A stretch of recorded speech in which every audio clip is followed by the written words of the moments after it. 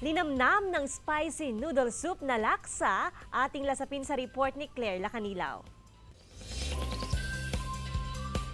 Hanap mo ba ang anghang sarap ng noodle soup? Lasapin na ang ibabahagi ni Christian Yaki Takanashi ng Kalasyaw, Pangasinan. Ang laksa ay pamosong spicy noodle soup sa Southeast Asia. It's actually a fusion of flavors kasi mostly nanggaling yan sa flavors ng Malaysia, ng Singapore, so may mga kanya-kanyang version sila. Pero ang kakaiba sa laksa is ganun din siya, prawn broth din yung pinaka-base niya and meron po siyang gata.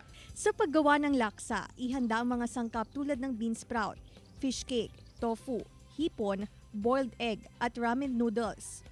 At para sa soup, pagsamahin lang ang sangkap tulad ng prawn stock, laksa paste, asukal, coconut milk at patis. Kapag luto na ang soup, ihanda sa bowl ang ramen noodles, lagyan ng soup at saka ilagay ang fish cake, tofu, hipon at itlog.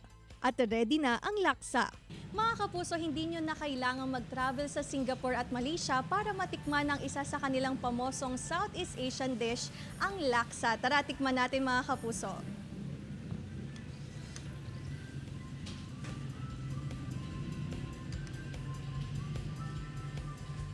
Napakasarap mga kapuso, talagang naghahalo yung lasa ng coconut milk tsaka yung anghang.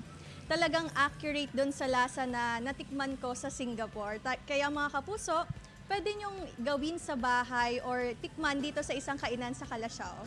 I hope you could also try yung laksa if you could come and visit us. Or yun, napakasarap na dish po nito lalo na sa panahon na tag-ulan or malamig kasi napaka creamy nung soup. Tapos may konting anghang pa. Claire Lacanilaw para sa Mornings with Jimmy Regional TV.